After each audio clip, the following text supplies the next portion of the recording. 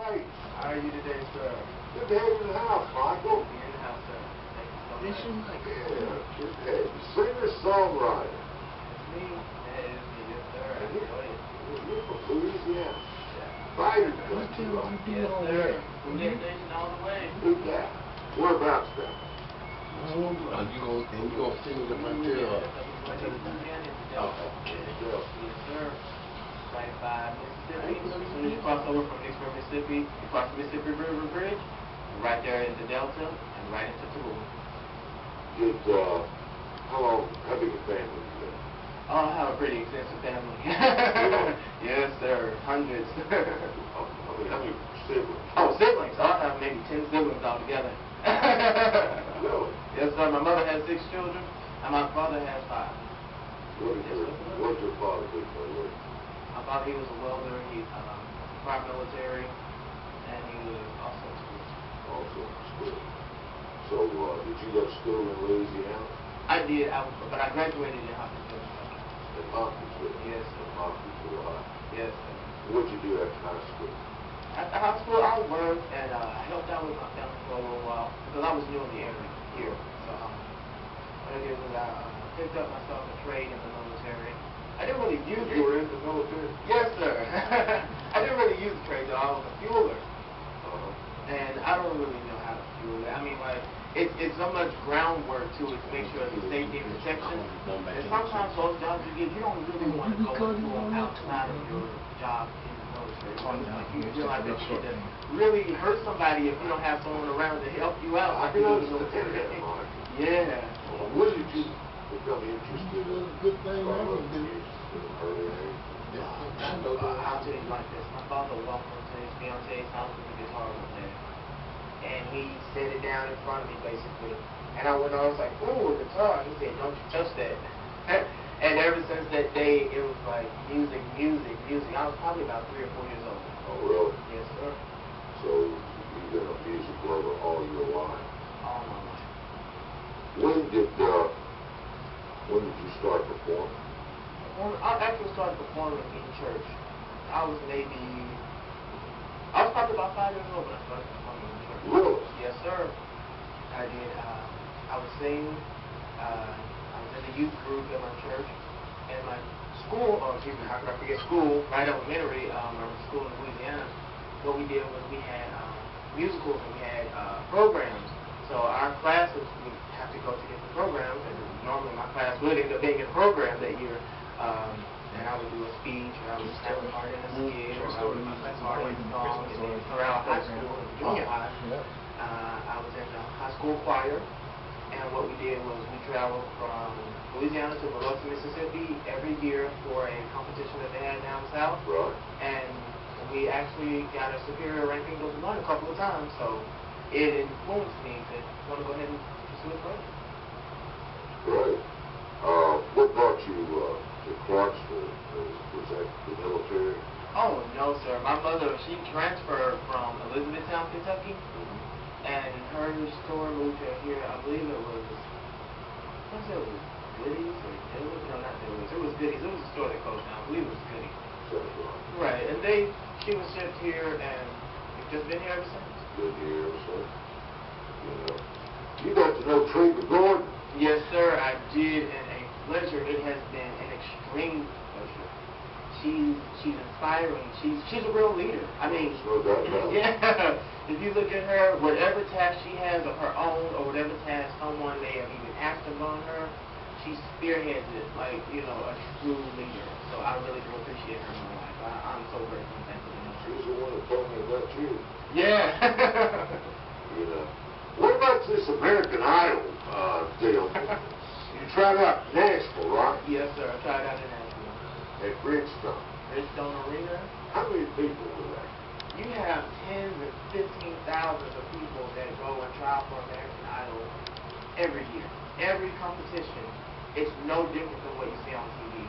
In fact, what you see on TV is a light display of what's going on. Really? Really. The crowds, they're just as energetic without the camera. It may be kind of hard to believe, but they are. They are really energetic without the camera. I asked Michael prior to coming on, because I just met him, the guy that I said, well, how long did you have to wait with that many people? You got 40. Oh, yes, sir. I was blessed. I was extremely blessed. I got to actually get in front of the line. They cut my probably part out. 3 or 4 different They blocks. cut my part out. Because a friend of mine was walking along the side, Greg, and when he walked along the side, I'm, hey, right here! You know me, right? I had to play the, hey, I'm your friend card, because, we've been friends for the longest, but, we didn't know we were going to be there at the same time. Right. Coincidental happenings, and his name is Larry. He pulled up his arm. He was like, yeah, come on, I'll get you in. I'm already in. I'm like, okay, well, since you're already in, I'm going to go in with you and, see your group. I'm sorry. I felt like a traitor because it was my whole group that I was with having fun, shouting and screaming and singing. And then all of a sudden, my real friend that I already know comes by, and I'm in the store. What you told me too, they sell concessions, American Idol. Yeah. You can't bring food or drink in. No, you can't bring anything in there. I'm sorry. If you think you're taking food in there, What do they charge you for a slice of pizza? you're getting $5, $7 for a slice of pizza. It's no joke. They really hit your pocket. Not to be honest, for the time that you're in there and the length of everything that's going on, you would think that they would have a better, cheaper selection. I'd say $4. American Idol's making some money, Right, they're making some serious money because, $5 for a slice of pizza, I get $5 medium pizza at Pizza Hut. So, it's like, hey, I can go there and, eat even better. What's your favorite type of music? Honestly, I don't have a set in stone favorite type. I'm more of a variety artist. I love every different type of genre. When I was younger, we used to always go to my uncle's horse ranch. So you can't listen to classical music all the time when you're riding horses. Sometimes, me personally, I need a good country western sometimes when I'm on the horse, and, to ride across the ranch or on the horse farm and really enjoy myself. I feel like if we have that playing in the speakers, that it gives me like just a better feel. I really enjoy, the country life a lot better. Yet, I think, to be honest, that I would have to give it R&B though, because Blues. yeah, Is that what you sing at American Idol? Yes, sir. That is. Now that I think about it, it is.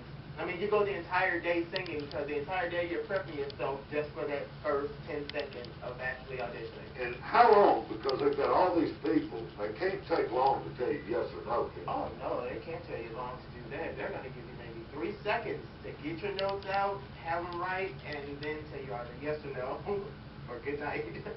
So even the ones you've watched it on TV, even the ones that they consider bad on TV, how do they pass them through? Oh, sometimes there's a judging of the peers. Your peers can either clap you on or boo you down. Really? Yes, sir. I saw that with my own eyes where there was this one girl, she sang, it was like phenomenal. Her voice just penetrated through the air, and I was at the top. So for her to be at the very bottom of Bridgestone Arena, no microphone, no sound equipment, and I hear her up there as clearly as she was, it was like, there was no way they could tell this girl no. And they were really on their way. The guy went, and everybody was like, no, yay! And then he went, okay. And then he threw his thumb up to let her go through. So she went through. She went through. And I can tell you this, as far as the judging, now sometimes they'll stop and they'll tell you, oh, well, I want you to sing this song this way. I want you to sing this song that way. Now, in the contract, back when I did it, well, the release form, should I say, it tells you that you have to choose 2 different songs just in case they want you to sing another song. And it can't be like the same song.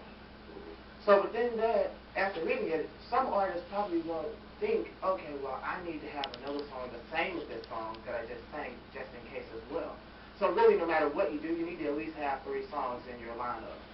Because he asked her for a song, and then he said, well, I wanted a song, something like the one that you already sang. And it's like,